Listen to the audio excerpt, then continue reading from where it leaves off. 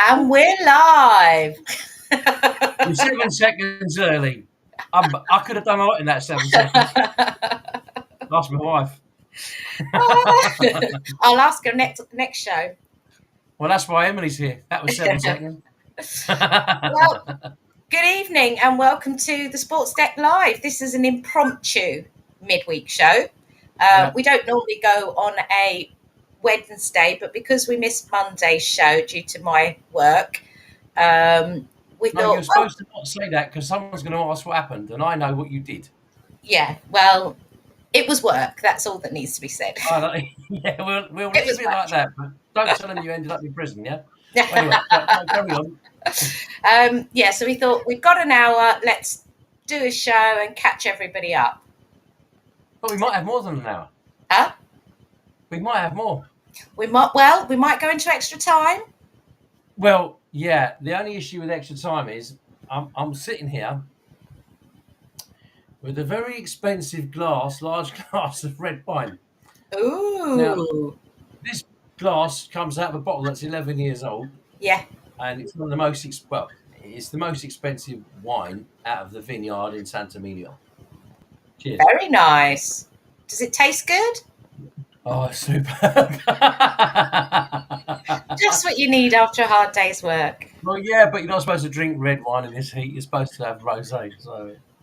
Anyway. I'm not a wine connoisseur. I've got a nice glass of water. That's about as far as I go. That's all right. Anyway, why are you looking like you've been dragged through a bush? Do you know, I said to you, why did you not tell me my hair was a blooming mess? Fine, have a look. because we're going on holiday on Saturday, and so I haven't really done hair. You've got to get your roots done on Friday. Yes, I'm leaving it sort of last minute to do the hair, you see. So sorry about that bad impersonation. I don't mean any offence. But anyway, you could have warned me. That's all I was saying. To be fair, Tara, it doesn't really matter what you look like because compared to the last show, all you were... For those that actually did watch, all they got was a blank screen and a picture of me all blooming night long. So yeah, well, I've got my battery plugged in on the laptop. Careful what you're saying now. Careful what you're saying now. Yes, it's not going to do anything dodgy tonight. I hope. Right. Oh my God, there's so much to talk about. There's a lot to get through. So, should we start with our friends in Spain? Do you mean the geezer in the football, or are you talking about my sister? Let's talk about the Spanish national team and behind the scenes and what's all going on there. I know we're kind of catching up a little bit, but I think it's worth discussing because there has been a lot of controversy surrounding it. And I think, our opinions are valued. We may have slightly different opinions on this, but I think that, and I don't know how many people are going to tune in because obviously it's a bit ad hoc, this one, but maybe somebody might comment and give us an idea of what they're thinking, or they might post it up after they've watched the show. But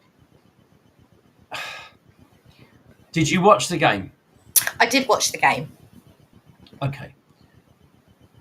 I got to be honest, I didn't see a lot of the game because I was flicking in and out because I was doing other things, but I did see the ceremony.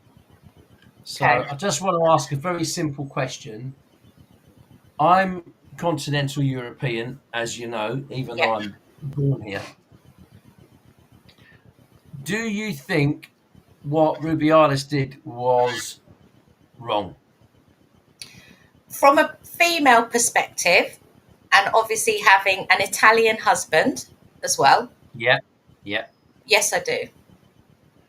Okay. Does your Italian husband kiss women on the cheeks?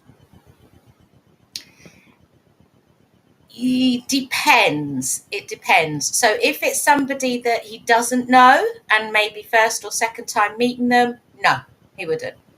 If it's somebody he does know, so somebody he's more familiar with, then if they were Italian as well, yes, he would. If they were English and not used to that custom, no, he wouldn't. Okay, I'd kiss everybody, yeah? So, no, I don't know. Why does that not shock me, Steve? No, but I have to be clear here. I'm trying to define the reason why, because I was always brought up to be very, very gentlemanly, but in England, so I'm using it for the small c, the conservative in England would be shake hands, hello, how are you? Mm, And a man would shake a woman's hand in a meeting, hello, how are you? mm, This is a football fraternity yeah. where they are part of a group that this particular person would know, Mm-hmm, and they would know him, mm-hmm, and they would have been around him at other events or whatever, and they would know him from his job, and they would not feel in awe of him. okay. So they would feel more relaxed. Okay. That doesn't mean I'm defending him. I must make this clear. I'm just trying to give a bit of background. Okay. So, this man is a Spanish person. The Spanish football team won the Women's World Cup. He would have been very excited for his country's women to have won the Women's World Cup. Mm-hmm. So part of his emotions coming out at the same time as the girl's emotion would be coming out. Fair enough. And I think maybe a part of the emotion got to him, which Okay. I do think is the case. Yeah. But there is a line, and here's where the line is. If he'd have kissed all the girls on the cheek like that, you probably would have said, that's fair enough. Yeah. You might say it's slightly over the boundary, but in most cases, even the lesbian women don't get offended by a man kissing them as he's giving them an award or whatever. Mm, So I don't really hold that they feel as a group that that was unfair. yeah. Where I think it's wrong, and I say this as a very tall fella who can be quite overpowering, once you put your hands, if I put my hands like this on a woman's face, it's my wife's who I'm going to kiss. Yeah? Yeah. Or my daughter. But my daughter would be, because she's my daughter, and that's different. But for another woman who I may have seen in the football, I couldn't kiss her on the lips because that is clearly for me wrong. Yeah.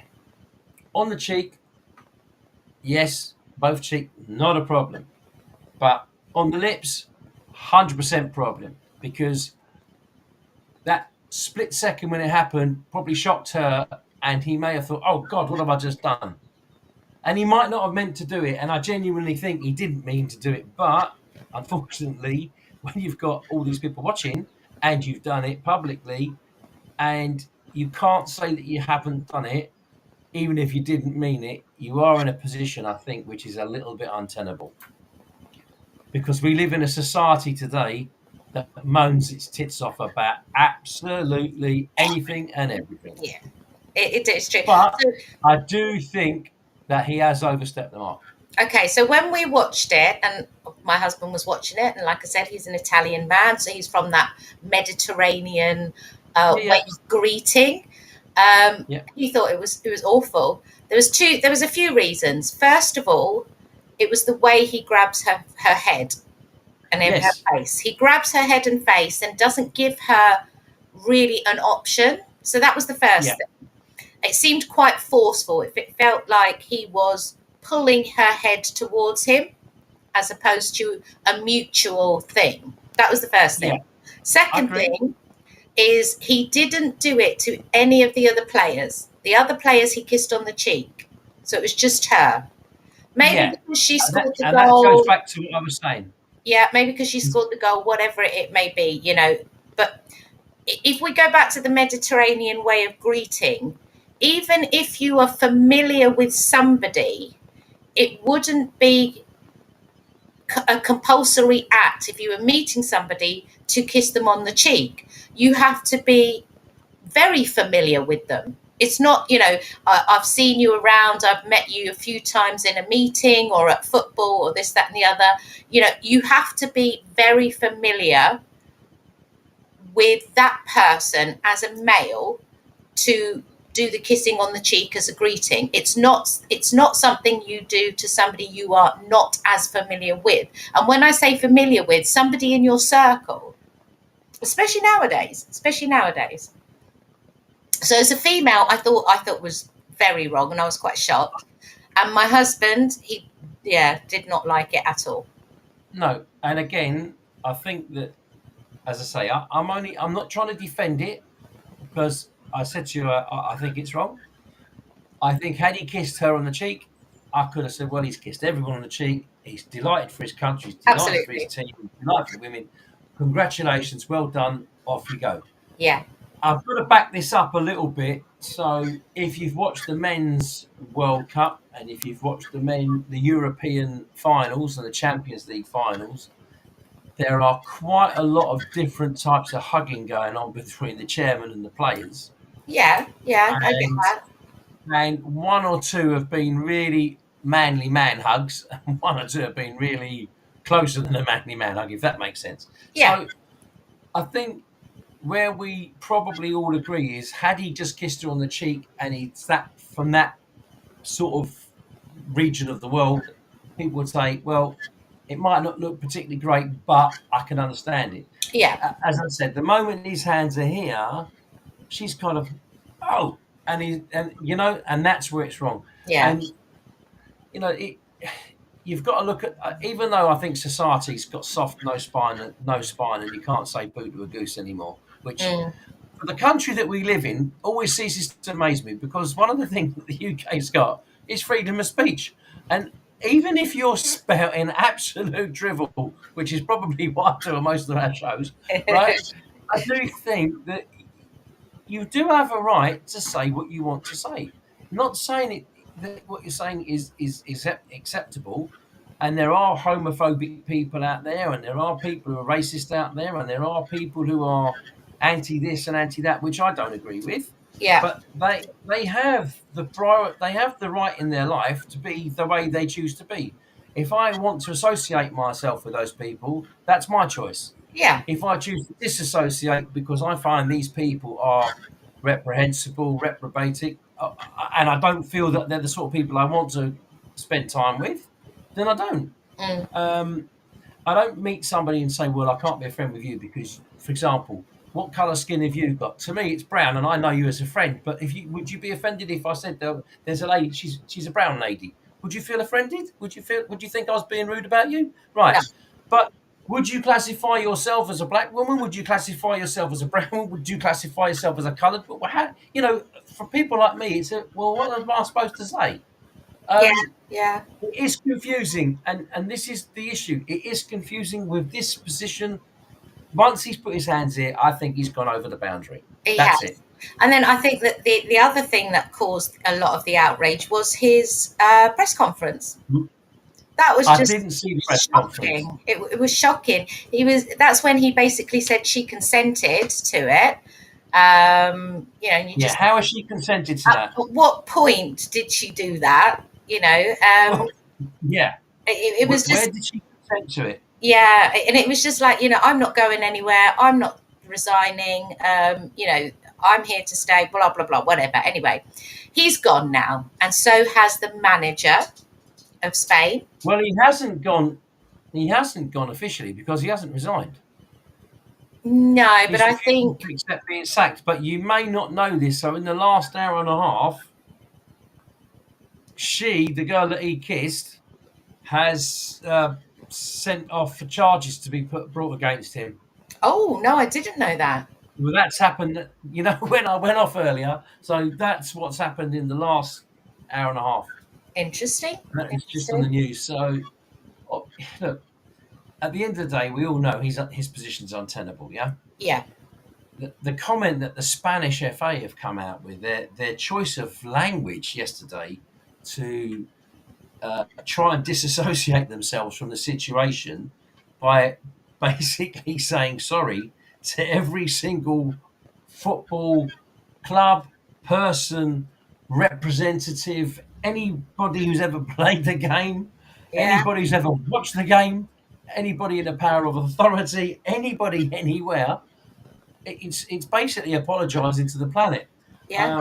And I felt that as much as it's a very heartfelt apology from the Spanish FA, it's a bit over the top, obviously, but I think they're trying to make him feel that he's the one and everybody else is against him.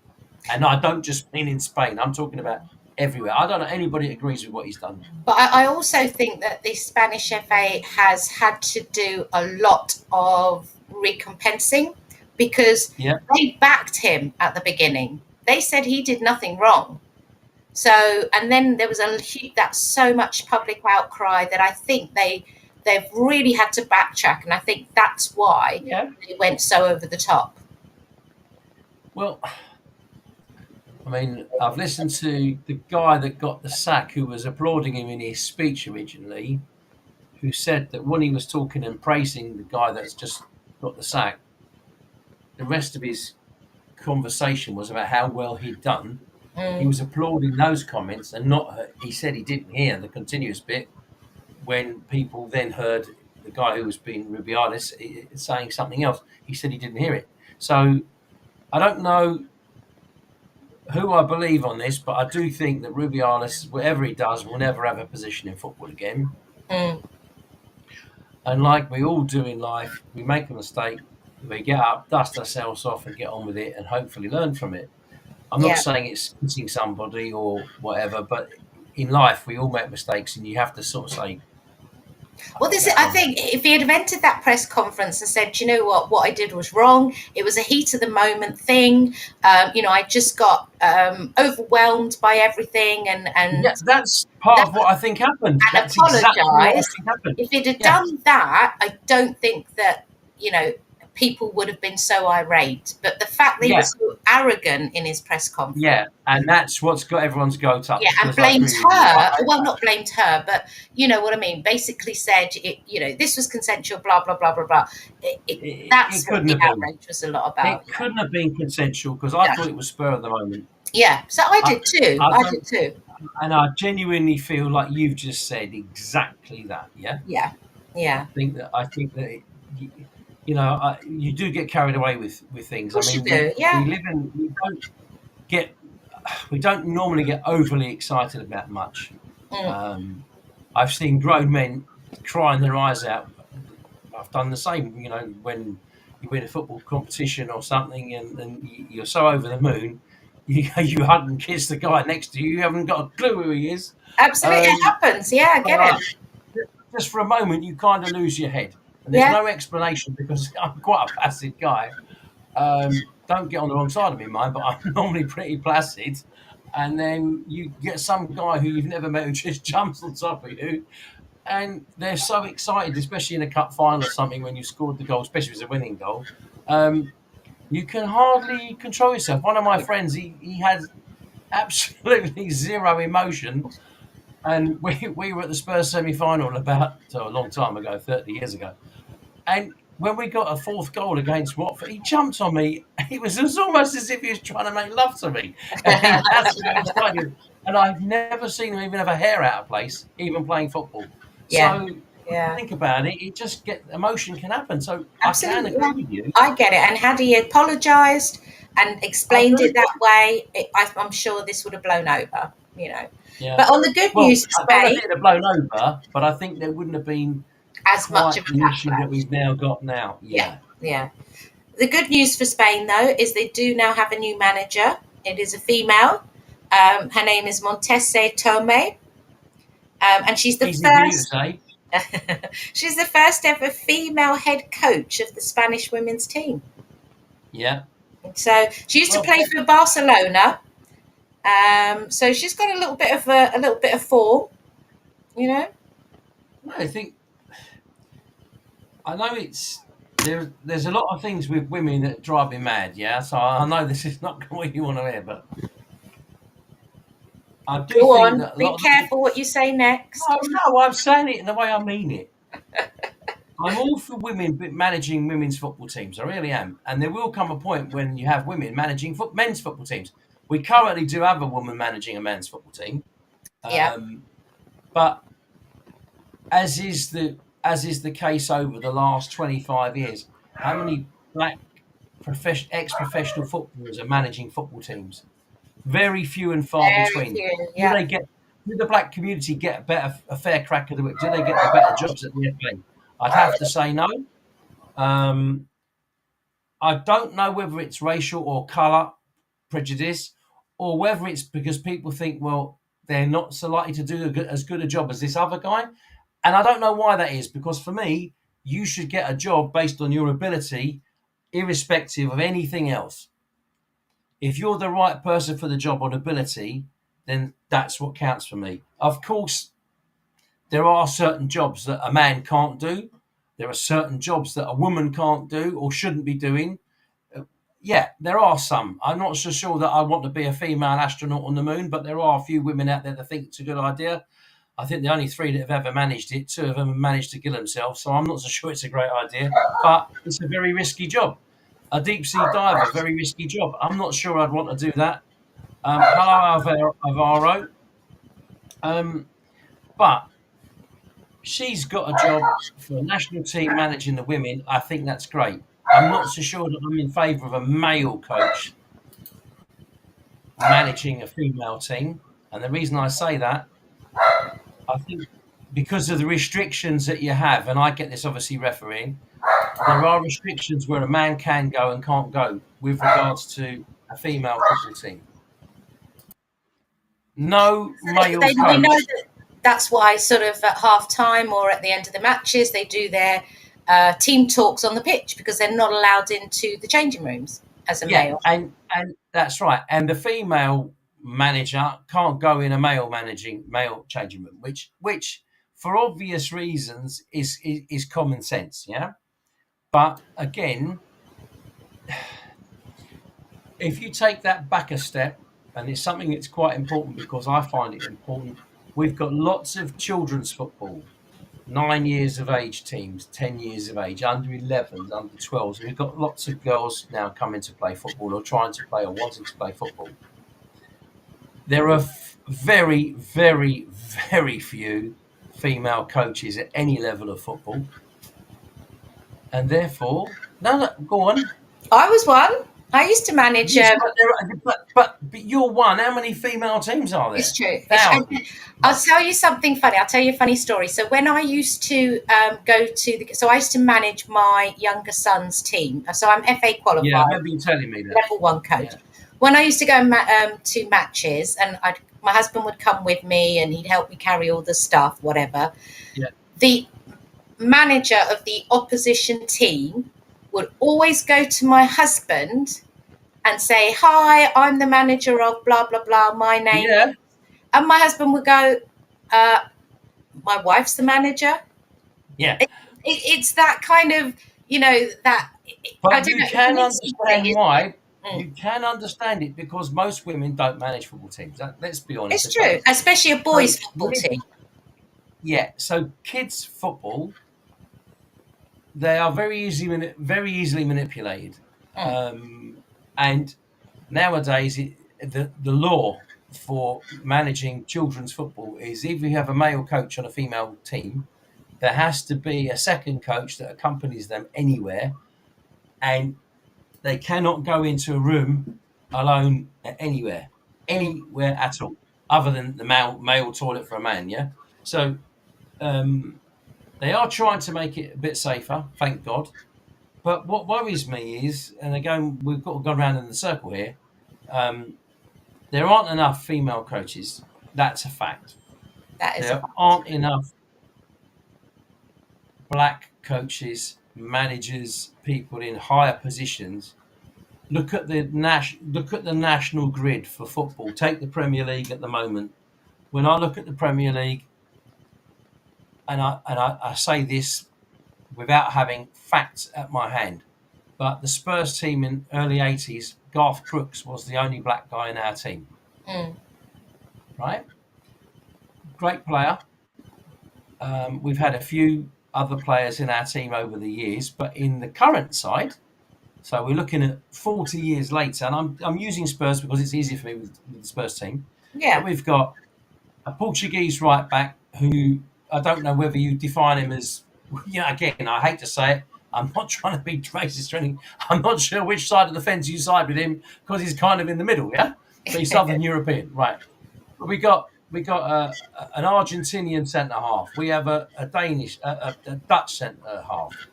Our left fullback is, I think he's Cameroonian, yeah. Mm. We've got in midfield an English guy in midfield, and this is the normal midfield that we currently have. We have a black Frenchman in midfield. So our team, we have 3 or 4 black players in our team. Some of the teams like Crystal Palace have probably got about 8, Yeah. but South East London, not a surprise. So what I'm getting at is, what was fair? You can say, well, we didn't have any black people managing in 1981. Okay, I can understand that with hardly anybody being black playing football. But nowadays, the football's changed. And where are these black footballers getting the opportunity? Yeah. There are very few and far between. And that's key. Mm. They get, trust me, there's an abundance of racism still goes on at football. It's terrible. It is true. And that starts from the top, to be fair. That goes from the top all the way down. Of course it does. Mm. But if you don't, I think half the problem with some of these footballers is they don't pay any attention to where they are and who they are. You know, I'm critical of footballers when I look at them and think, God, you're getting paid all this money and you're so lazy. And imagine them having to go and do a proper job. We've had one at Tottenham. I've never seen such a lazy shite in all my life. Then Ndombele, 60 million we spent on him. For a year he tried, and after that he just hasn't tried for wherever he's gone. We've got rid of him again on loan. The point of it is, he should be a shining example to the younger ones. Yeah. See, some people Right. say that about Lukaku, you know? They say but he's another one. he's a bit lazy. He's another up one. there. He should be a shining example. But you see, they get tired with the brush and they go, well, he's a lazy shite. He's lazy. And you go and find out from the football club, what's the problem with him? Oh, he's a fantastic footballer, but he just has got no will to succeed. Yeah. He's got no will to push himself. He Yeah. doesn't care if he's not the best. When I look at Harry Kane wasn't the most gifted footballer I've ever seen in my life by a long chalk. He doesn't have a lot of pace. He's like Teddy Sheringham when it comes to that. But he's got a fantastic ability to score. He's a model pro. He doesn't cause any grief. He does his job. He stays and trains. He goes home, does his. He doesn't ever. You don't see him in the papers. Somebody going, oh, he's lazy. You never see that with Kane. No. He's a model pro, right? He has got an aura about him because he does what he's supposed to do properly. If you're getting 200 grand a week, and it's not because you're getting 200 grand a week, but if you're one of the biggest earners at any football club, you should be setting an example. And that example is what needs to be followed by the other players, which creates them and makes them better.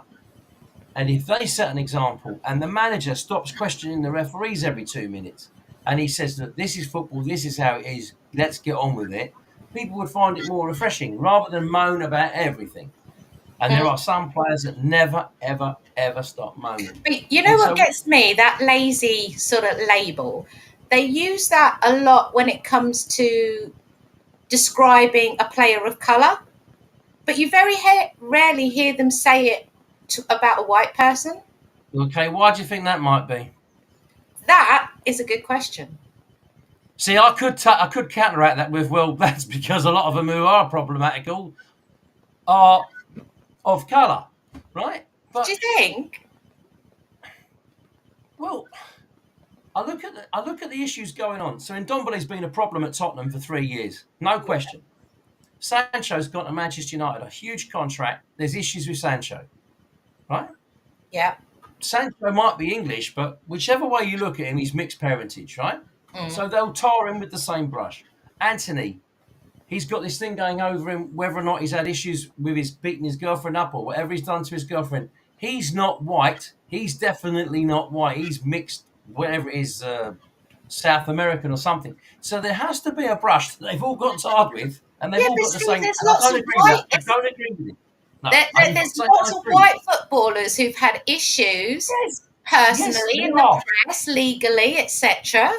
Yeah, and the ones who've ended up in prison have nearly all been white and played for Arsenal, but we never said that on the TV or YouTube. That's very, very true. I mean, the Arsenal team from that 70s had 4 or 5 of them that ended up in prison. Yes, yes, All yeah, white. All white, may I point out. All of absolutely. them. So, it seems to be a But I'm not relatively defending it. I'm just saying, yeah? it seems to be a relatively new thing, probably in the last decade or so, where this label for certain black players has come out as being lazy, and you don't hear it for white players, and I find that unusual. I do. But we live in the UK. I wonder if we were living in Turkey, for Italy or example. Yeah, would they say that it's it's the black players that really run around and do all the work, and it's the white ones who are lazy? I don't know. I don't know. But to be fair, I've not heard the term lazy being used in Italy when it comes Well, to there. I've I heard a can lot of assure other you. things, but not. But Yeah. lazy's Oh, not. and It's not a thing. yeah, yeah, yeah. I have heard it over here quite a lot, but then again, it's terminology as well. Yeah. Yeah, yeah, Um, and for fear of falling foul and saying something racist, I must equate my comment and say, 100%. I'm not denying that there are quite a few players who are lazy, but I have to say they're not all black or they're not all South Americans or whatever. They're all types of players from various different clubs, and there are some players who are what we would call a bit. When I say lazy, it's as if they don't look like they're really giving 100%. mm, And I think that there's a difference between you get some players who aren't the most gifted, who run and run around all the time, and they're always giving 100%. You can see it. They haven't got the most talent, but they give everything for the team, everything for the players, everything for the club, week in, week out. yeah, But they're not particularly gifted footballers. mm, You get one or two others who are unbelievably gifted and have talent in abundance, but they just don't want to graft. yeah, yeah, It's as if it was a bit too easy for them, and mm, they're the sort of luxury players. Glenn Hoddle was and I know Glenn, but Glenn always says to me, oh, "Did you think I was a luxury player?" And I said, "Glenn, you have talent to burn, and just sometimes maybe people think or thought that you didn't really rush back or tackle back or whatever, but." I'd have to say that I thought you did, but I would also say that your talent was so precocious that had I been the manager, I would have said, look, just give him the ball and the rest of you do the running. So, but I I think we know. frown upon these guys, but look at the way they're adored. We've had a few over the years that are really adored for being wonderful talents, not all Spurs players, clearly. Tony Curry, I don't know if you can remember him. People said he was quite a Yeah, luxury player, but he was very gifted. Stan Bowles, mm, very gifted. Frank Worthington, yeah, total maverick. Total, but they're all mavericks. yeah, yeah, That's what you get with a maverick. They're blessed with talent. They're blessed with the ability. George Best, for me, pound for pound, and he was only a small guy. George, people forget this. George was about 5'8", 5'9" I max. don't think he was deemed a luxury player, eh? No, he was never deemed a Yes. luxury player, but what a talent. And can you imagine? This is the thing I said to somebody the other day. Can you imagine if George Best at 25 was playing on the football pitches in the Premier League that they're playing on today, with the kind of covering in the laws of the game that they have today? Yeah, He would have been even better than he was. yeah. He would have been up there with Uh, Messi and Ronaldo, or maybe well, surpassing them. you see, this is the thing. I get another one. We get asked. It's a freaking one of all the charity dues. They ask whoever's the guest, Ozzy, Ricky, Glenn. If you're playing football today, how would you compare with playing 40 years ago? And they say the same thing. The football today is totally different from 40 years ago. Were they fitter? Are they fitter today? Yeah, probably are. Are they used to? They've got a better diet. They don't drink much. They don't smoke at all. They're basically got their cardiologist looking after them. The nutritionist looks after them. The physios, the well-being, the mental guy looks after them. There's somebody there all the time, 24/7. In the days when the other guys played, they played on crap pitches. Tony Galvin, who you know is a friend of mine, was here for dinner here on my birthday on Sunday. Came round with for a drink, and we were talking about the fact. He said to me, "Do you know how many injections I had to have in my ankles just to play football so I could stay in the team?" And then you wonder why these guys can't walk properly 20 years after they've played. Yeah. Because their body is shot. Yeah. And the pitches that they played on were rubbish. Mm. And now they're playing on The carpets. ball was a lot harder. Yes, the ball was harder. The clothing wasn't as good. The boots nowadays are like slippers. Yeah. You know, of course it's very different.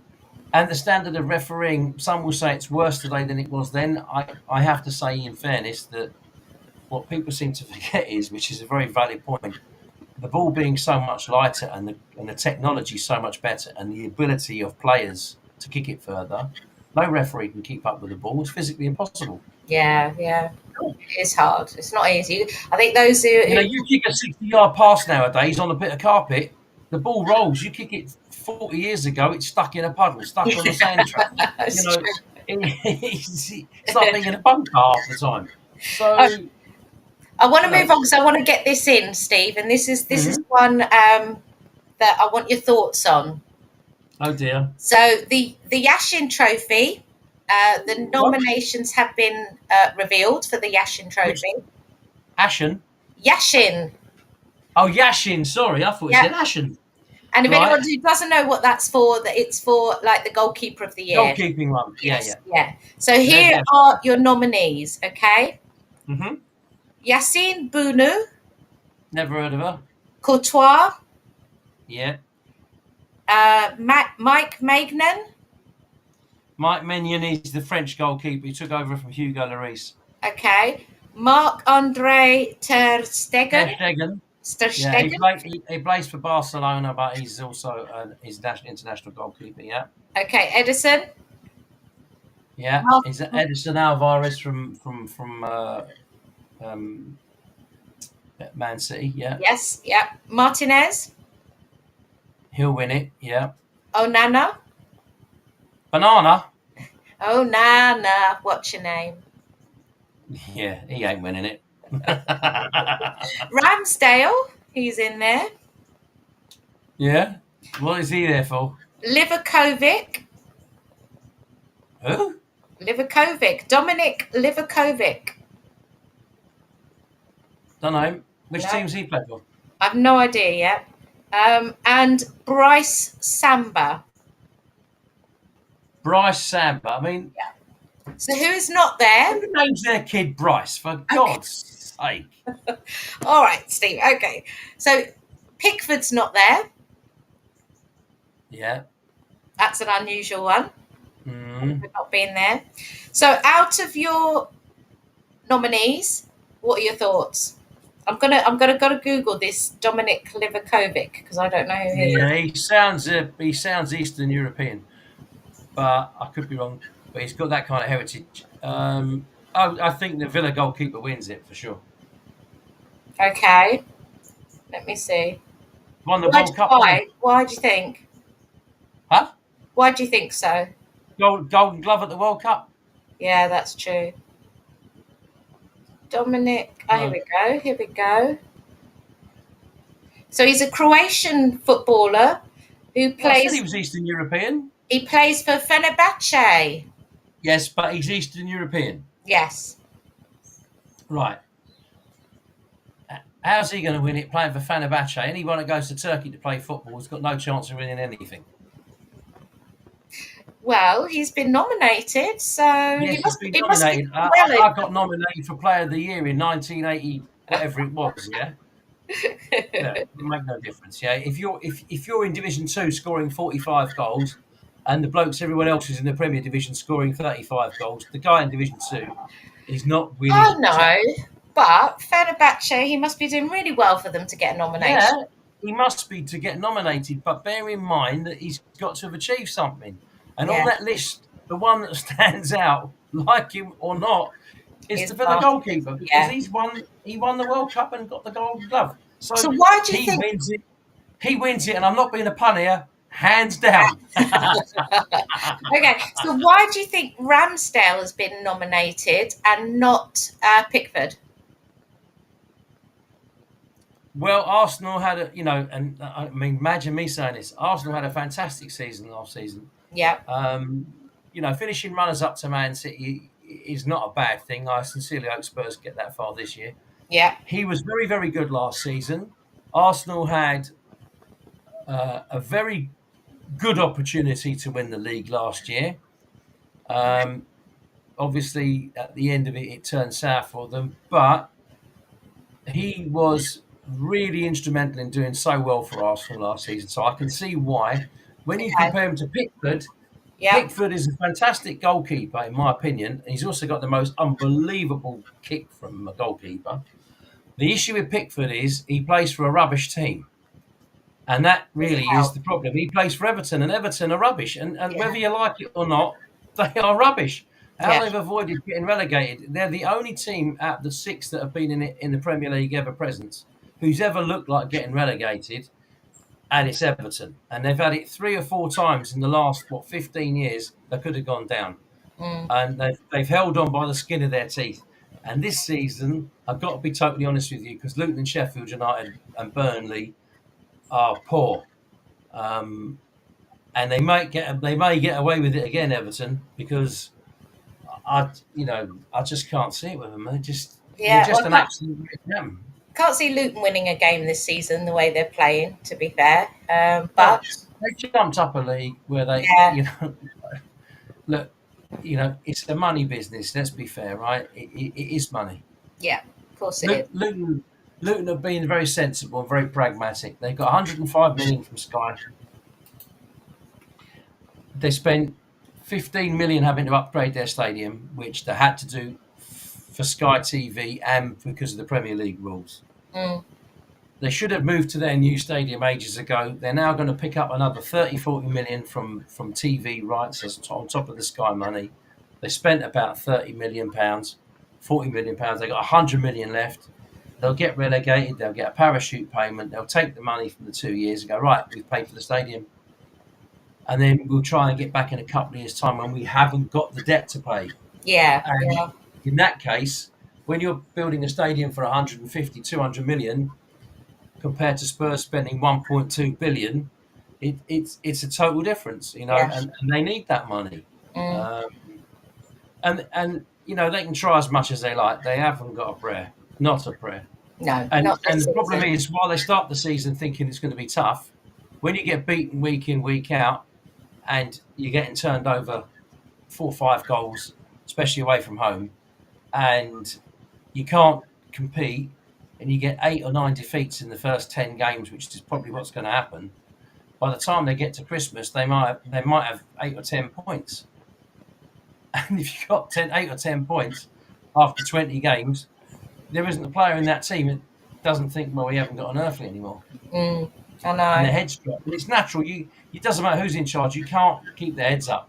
No, but You've so got it's it's good for their supporters this season. They're going to enjoy playing against the big teams, going to the stadiums. Having them come to Luton. So for the supporters, for the players as well. Even though they're going to get thrashed this season, it's a big thing. To say Of you're a course it Premier is. League player, it's massive. And who Look, knows there's going to be 1 or 2 Luton players at the end of the season that who will are going to stay show with a. Yeah, that they can play in the Premier League. absolutely, And absolutely. if I was playing for Luton Town and somebody said, right, here, Steve, we're putting you on 10 grand a week, and if we get promoted, we're going to put you on 30 grand a week. And I'm a 21-year-old kid playing in the Championship, and all of a sudden we get promoted, yeah. Mm, And I'm thinking, oh, fantastic! I'm going to be playing in the Premier League. I'm going to go and play at Tottenham. I'm going to play at Man United. I'm going to play at Liverpool, and all these fantastic stadia. But I know in my heart of hearts, I'm playing in a team that hasn't got a prayer. As much as it's a team game, there is going to be a little bit of selfish part of me saying, right, I've got to show that I'm better than the rest of the lads in my team. get picked Because if up. we get Absolutely. relegated, or more than likely when we get relegated, I want someone else to come up and say, we want to buy him for 20 million or 25 million, and I go to a better club and stay in the Prem. And that's not trying to sound rude, but that's exactly how my brain would be thinking Yeah. if I was a 21-year-old kid playing in the I'm Premier sure League. a lot of the Luton younger players are thinking that way.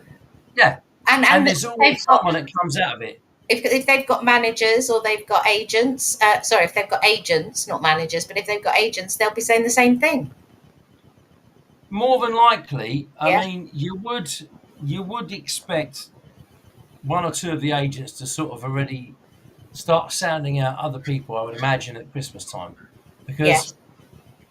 a lot of the clubs didn't complete their business that they probably wanted to do this window. We'll have to try and make an amendment somewhere with one or two of the players, I should imagine, in the January Yeah. time. And then you're going to get the other side of that equation when you've got one or two players, and we've got one or two at Tottenham like that, who will want to leave because they're not getting in the team, they're not in the squad, they're not playing, and naturally, if you're a footballer, you want to play. Of course. I mean, Yeah. and again, this is what I mean about lazy. When you got someone like Ndomba there, he didn't want to play. He just, this is the serious note. He was getting 200,000 a week. How can you turn up late for training because the manager doesn't want you, the club don't want you, but you're turning up late for training, which gives them every excuse to turn around and say, mate, you're late. You've done 100 grand of your wages. Now, you might not give a monkeys because you're so used to picking up 200 balloons a week. But honestly, there comes a point where the club just think, why are we still keeping you? Yeah. Now, Spurs have made an error buying him, and I've got to defend Tottenham here. I have to say, when I first saw him at Lyon, I thought, what a fantastic buy. He was brilliant in the Champions League in 2018-19. Wonderful. But he came to Spurs based on what he'd done that year. He did really, really well the first year, in my opinion. And Yeah. he's got talent, no doubt about it. But COVID came along. Mourinho didn't like him. He didn't really like the way he was, his attitude. So Mourinho, as you know, he made that Spurs had that sort of TV documentary going on. Mourinho basically said, look, you're a lazy fat bastard, and if you don't pull your socks up, you're not going to be in the squad. Yeah. You've got all the talent, but you're being lazy. Yeah. So he took him aside and personally trained him over in Barnet for about 3 weeks. And he tried to integrate him into the team, and he tried to get him to play, but he just was preferred to be lazy. And at the end of the day, as any of the ex-players and ex-footballers will tell you, you don't get in the team if you're lazy. You just don't. Especially not with Mourinho. Blimey. But you shouldn't get in any team if you're lazy. No. You know, we had, in my opinion, one of the best centre-halves ever played football in the Premier League in Ledley King. Ledley King suffered a terrible knee injury that prohibited him from playing. But every manager who managed him said he was a model pro, and the only thing he could do was swim, not the day after the game, but 2 or 3 days after that, and then play again. I had the privilege of spending some time with Ledley last year and a bit this year, and he played in the charity match for about half an hour, and when he came off, I went over to see him. He said, have a look at my knee. And he played half an hour, and you could just see, like, yeah? And he was walking around with ice all over it, and I'm sitting there thinking, well, why did you play? He said, the guy who I was playing for died. I have got to do something to never let that memory go. And, Wow. you know, when you think about it, even though he was hobbling, he would still play. Yeah. And I don't see that kind of commitment from somebody like Bellend, who was getting 200,000 a week. That's what he's called. When he was playing properly, he was called Ndombala. Right? Okay. Fans, he's in Don Bellend because that's what he is. Right? Okay. Thank God we're on YouTube and you're allowed to use words that they don't understand because it's run by Americans who don't have a clue They haven't got a anything. fucking Not a Scooby. Do you know if you say the word shot on Facebook, they block your account because they think you're talking about someone getting shot. But if you're saying he couldn't score, he'd shoot himself in the foot, they block you. They don't understand you. Oh my word. Yeah, well, I can see that actually. Yeah, the clueless country. We've only got about 10 minutes or so. 5 weeks left. I've got to mention. I've got to mention.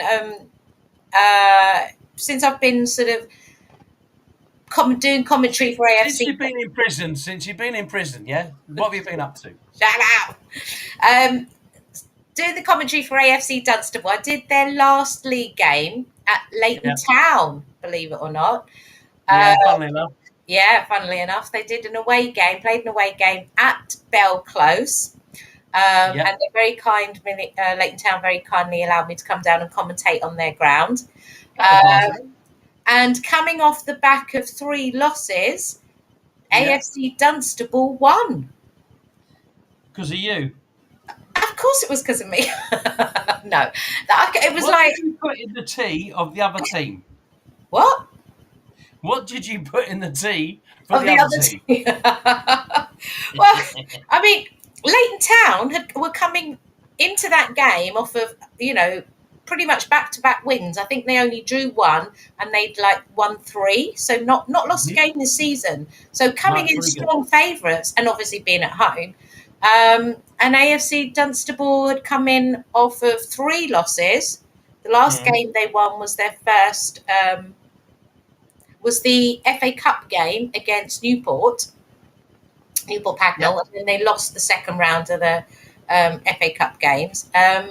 So, they were coming into that game off a string of losses. They obviously were playing away, and their striker had that horrific injury during the second FA Cup game, where he actually broke his arm. Ethan Holt. So he's out. I don't know their players in that team. Okay. Very young team. That's where I refereed when I damaged myself in the cup final. I refereed, it's quite sandy underneath that pitch. Yeah, well, it was a very, very bad break. He had to have an operation, so he's going to be out for quite a few months. So considering they didn't have him either, they did really, really well. They won 3-2, so well done to them. And I've got to mention that their under-18s are playing tonight in the FA Youth Cup at Greasy Park, and they're playing against Histon under-18s. I think I did an FA Cup. I did the FA Youth Cup a long time ago. Yeah. Against Wellingborough a long time back. Yeah, I quite enjoyed doing that. Got injured in that game as well, funny enough. That's what happens when you're getting old, mate. Yeah, I know. I look really good for 61, don't I? you do, actually. So, okay, literally, as we speak, in the last 10 minutes, the nominees for the 2023 Men's Ballon d'Or have come out. Okay, well, we know who's won that. Do you want me to go through the list? You can do. I'll tell you who's won. The problem is I'm not very good at these names. Yeah, that's why I'm letting you do it. I'm really not. Okay, Onana, again. That banana has got no chance, yeah? He is absolutely pony. Gvardiol, yeah. Benzema. Benzema, that's how they pronounce it. Yeah. Okay. Musiala. Who? Musiala. Jamal Musiala. Oh, no? God, have I not said that right? No, he rings a bell. I'm just trying to think who he plays for. Okay. Mo Salah. Saka. No, I don't want any more salad, no. Jude Bellingham has been nominated. Yeah, good kid he is. De Bruyne. Kolo Muani. Muani's just joined PSG. Okay, Bernardo Silva. He's joined PSG, and the forward line for PSG is the French national team's forward line. Of course. Bernardo Silva, Emiliano Martinez, Ruben Diaz. Okay, this is the one I'm going to struggle with, but he plays for Napoli. Kvaratskhelia. Is that right? Yeah, the one you can't pronounce, yeah? I never can pronounce that. He's a forward. He plays a forward, yeah? He's what a player that chappy is. Yeah. So it wouldn't surprise me. I'd put him up there in the top 3. Have you left somebody off? Oh, I'm not even halfway through. Wait a minute. Oh, right, okay. Because the winner, you haven't named the winner yet. Barella, Haaland, Buno, Yassine Buno. Yeah, forget him. He's not winning it. Okay. Odegaard, Alvarez, Gundogan. Gundogan. Yep, him. Vinicius Junior. Yeah, Vinny boy. Yeah. Messi, Rodri, Lautaro Martinez. So 2 Martinezes in there. Lautaro Martinez. Lautaro. Oh, terrible at names. Griezmann, Lewandowski, Mbappe, Kim Min-jae. Yeah, him and he's a centre half. Okay. Osimhen. He's got to win it. Osimhen's got to win it. Yes. Yeah, my vote, Osimhen. It's a 2-horse race, and the 3rd and 4th place are between 2 people. One is the Golden Glove winner, so he won't win that as well. Okay, well, I haven't finished. Yeah, the rest of them don't matter. Harry Kane, I was just about to say. No. And Luka Modric. Right. When I look at that list, there's about 10 names that should be on it. The rest haven't got a prayer. Yeah. Okay? Right. So the winner will be either Messi or Mbappe. Yeah. That'll be the win. Of course it will be. You've got the no. winner. Yeah, but if you think what Osimhen has done for Napoli, no, you're forgetting last something. Season, you're forgetting something. The Kane did better than any other player other than Haaland. You're forgetting something. You've got to remember there's a World Cup in the middle of it. It takes priority over everything. So that's why Haaland could have scored 150 goals last. Well, I think if he'd have scored 100 goals last season, he may have had a chance of winning it. But seeing as he plays for a country that's absolutely cack at football, right? But they are. Norway are cack, right? So he can only get something from Manchester City, which means that he's not on the world stage. If he's not on the world stage, you can't win a world-renowned tournament, Champion Cup trophy. And that's why only Mbappe and Messi can win it. Messi will win it because Argentina won the World Cup for the exact same reason, right? The exact same, because he was voted the man of the World Cup. If Mbappe had scored a 4th goal for France, or they'd have won the World Cup, France, Mbappe would win it. Martinez is going to win the goalkeeper. Messi wins that. And I promise you, you don't even need to vote. I'm absolutely nailed on to be right. All right. So shall we bet a Kit Kat? Yeah. Yes. Okay.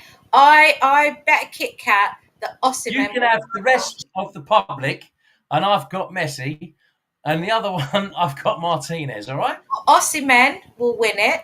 No, he hasn't got an earthly. Do you know where you're going to be sticking that Kit Kat? I promise you, there is not an earthly. If anyone's watching this and they could just comment, Tara's off her trolley. Trust me, if you spent half the week in prison, so would you be, right? There is not a prayer Osimhen of winning this trophy.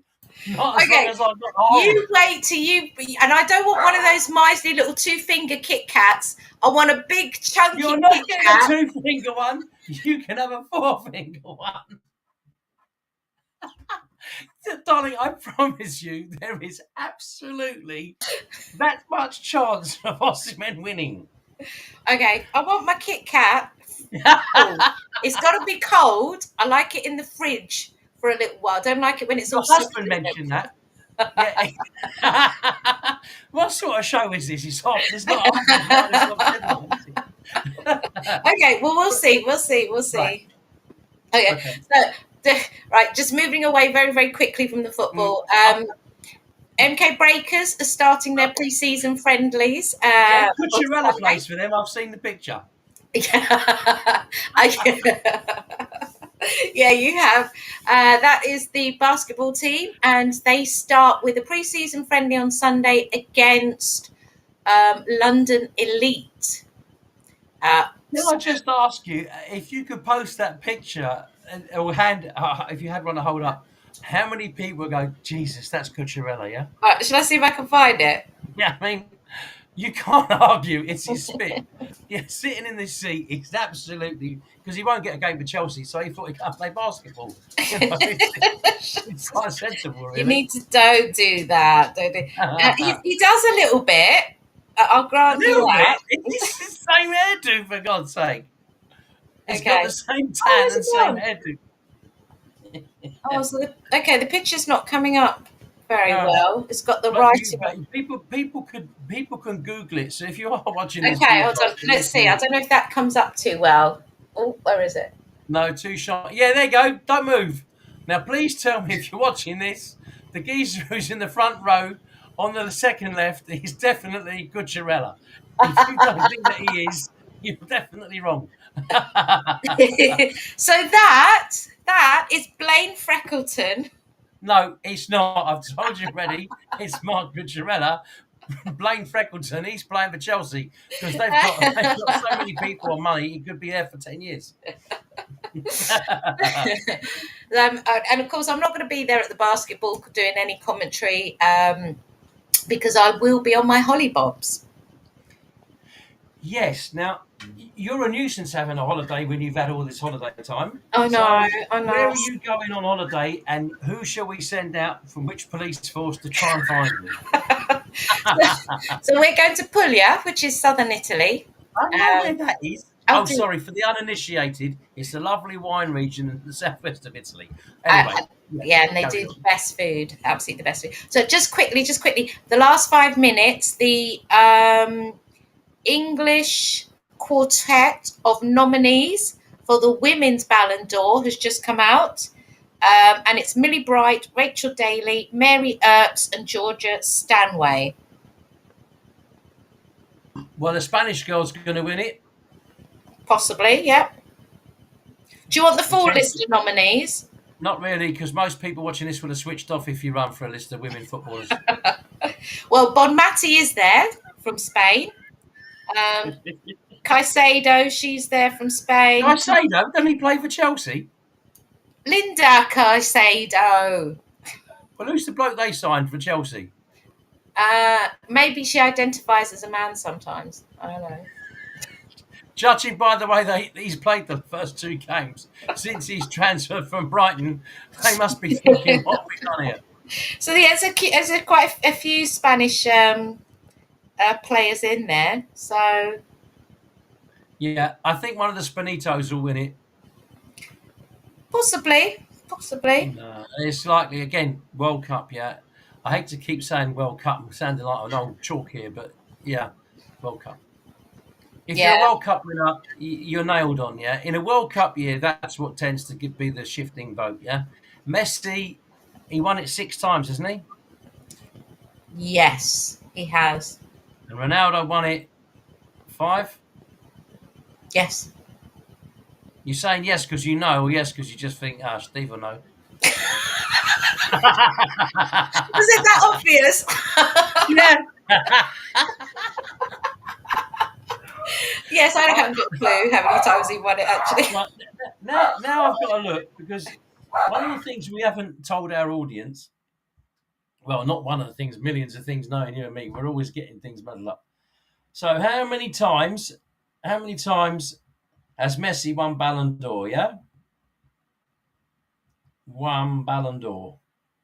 Here we go. How many do you think he won? 4. 7. Oh, Messi. Yeah. He's won it 7, yeah? Oh, okay. I think Ronaldo, he won it Ballon d'Or. Ballon d'Or. How many Ballon d'Ors has he won? Is it 6? I don't know. I'm just checking how many Ballon d'Ors.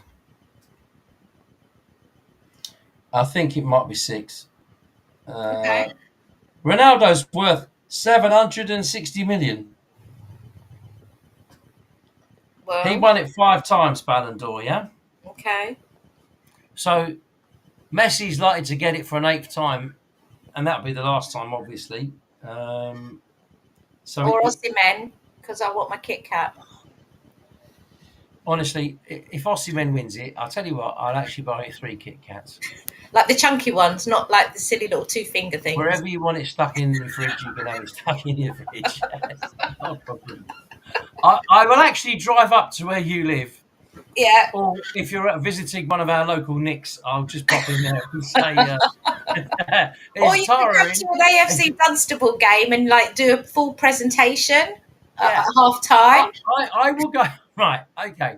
So if he wins, I will come on to the pitch at half time to present you with a Kit Kat, and I will get you a little trophy so you'll be an honour that you've actually got something right.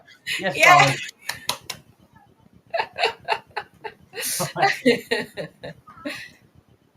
So, yeah, Osimhen's not winning it. Now, we need to tell our public, because what's Yes. happening, we've had some changes. Yes. So you can tell them what's happening. What's happening? I can't remember. All right, so we've been doing a show. So Tara used to do a radio show up in Milton Keynes, Yes. which was an 1 hour sports show. And then she used to do or share a show with another lady a long time ago, which was on local issues or unusual issues or what's in the news. It was a mixture of all sorts of things. Yeah. And about 3.5 years ago, I was invited up to help out in a sports show just as a sort of one-off. And we all hit it off. And I stayed behind to, I wouldn't say contribute to your other show, but certainly was there. And the other lady ran it. And you were the sort of person answering questions, and you very kindly brought me into a few of your questions. Yeah. Being the way you are, when you took over that show, you wanted to always surprise me and never give me a heads up about what was going to be talked about as a topic. I didn't have any preparation, as you well know. You never, ever gave me any whatsoever. Never. But I always speak very honestly from the heart, good, bad, or indifferent. If I've upset anybody over the years because I say things a little bit near the knuckle, it's not intended in a malicious way. But I am sometimes a little near the knuckle. I won't tolerate racism, as anybody knows. I won't tolerate people violence. I don't tolerate women being assaulted, but I don't tolerate men being assaulted by women either, because it's wrong. I think we need to work in a society where we're all trying to help each other rather than trying to hinder each other. And even though that sounds like I'm Labour and I'm voting Labour as a politician, this is non-political, and I definitely wouldn't vote for Labour. But I'm just trying to point out that we are trying to educate at the same time in the sports stuff that we do, and that's mainly what we're doing nowadays. Tara and I have tried to bring in a few guests, unfortunately through work commitments for Tara and for me with my ongoing amount of work, and some of the guests we've got who've now become fully employed at football clubs and various things. It's been absolutely impossible really to get the guests on that would maybe enhance the show at the moment. We've got a couple of people in the pipeline, a couple of ex-pro footballers, but I'm trying to get another referee's point of view, and also maybe someone who's playing in county level, what they look forward to at the weekends, to get a different point of view. Mm-hmm. We've also got that young gentleman who was doing futsal, who was very interesting.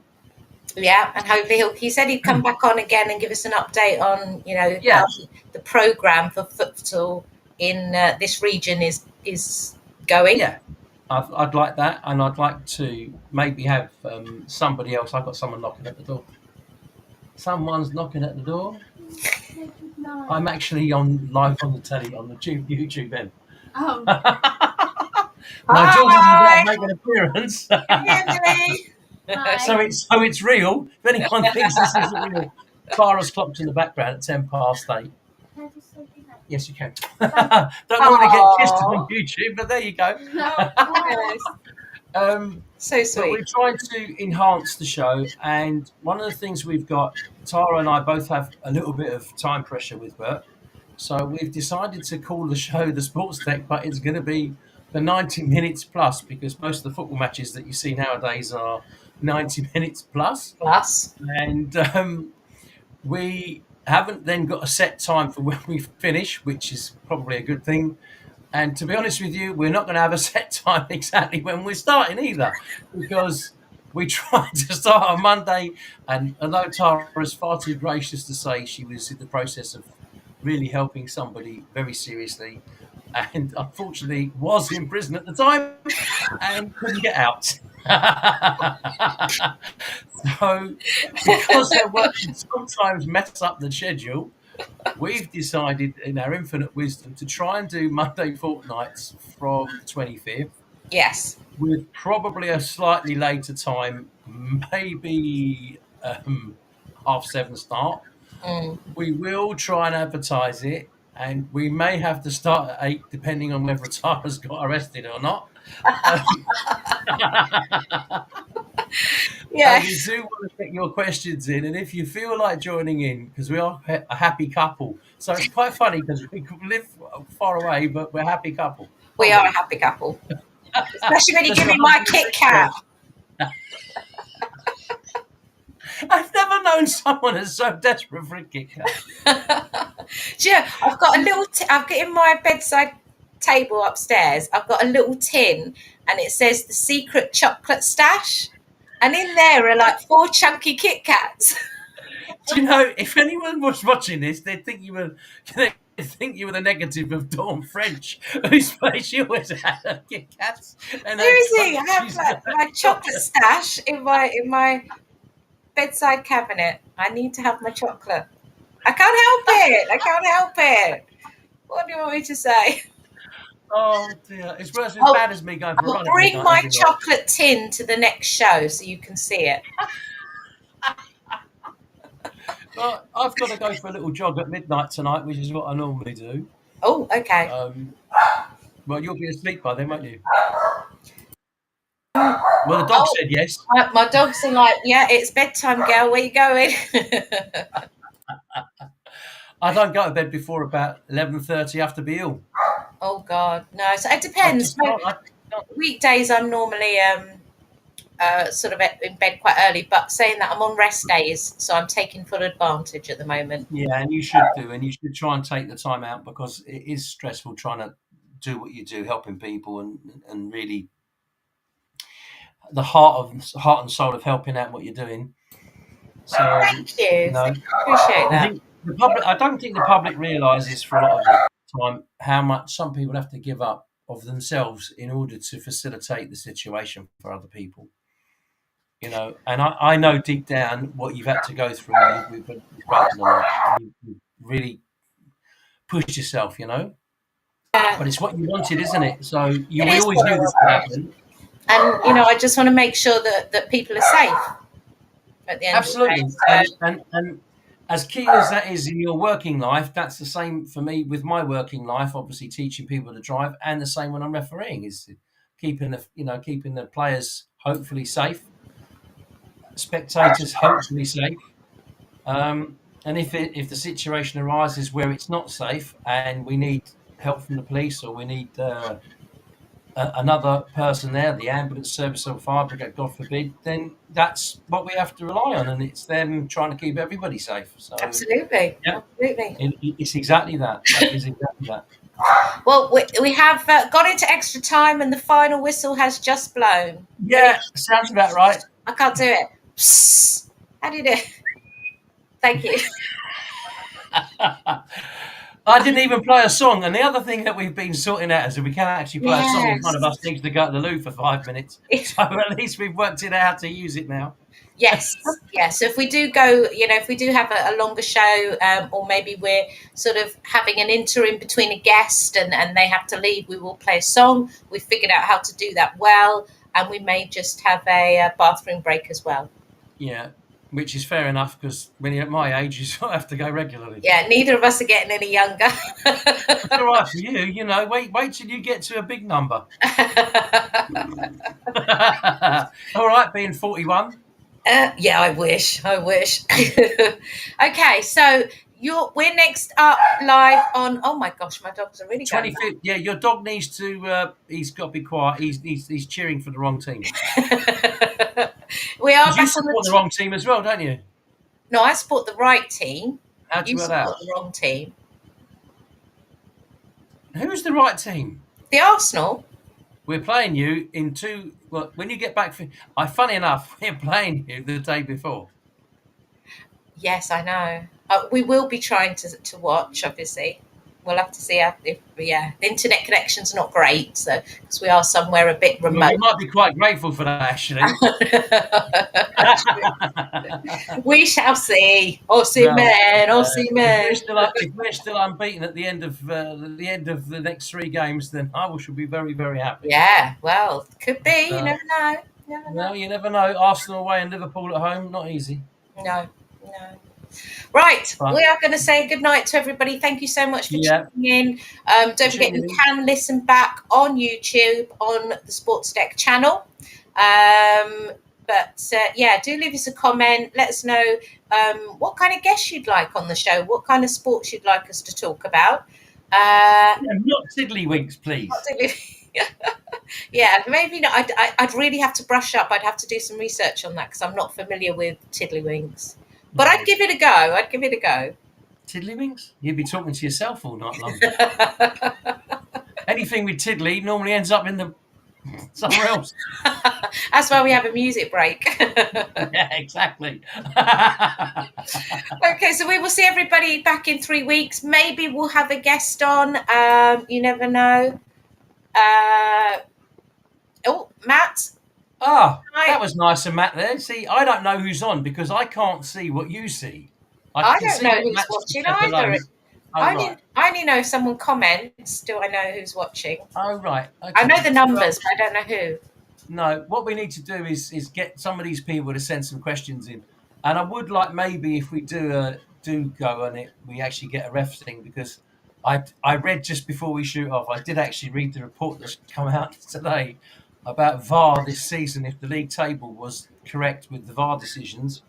Yeah. And the only team that's been penalised is Tottenham. They got 2 points. No comment. Yeah. Well, that's how it goes. That's it. Exactly. Well, Matt, thank you for tuning in, and good night to you. And we'll be back in 3 weeks' time. No, 2 weeks and 5 days. 2 weeks and 5 days. Wednesday today, isn't it? You're so precise. That's a bit. Monday fortnight. Monday fortnight. Absolutely. Yeah. Back on a Monday. Provided you can remember where you are on Monday and that you haven't got arrested somewhere. Yeah. You see, that's the problem. There's no good Wi-Fi in prison. I don't know why you've got Tara B. It should be Tara Undercover It. I'll change it next time, I promise. Right, thanks everyone who just tuning in. Have a great evening, everybody. Have a great holiday, Tara. So we'll see you in a couple of weeks. Thank you very much. See you soon, Steve. Bye. Bye-bye.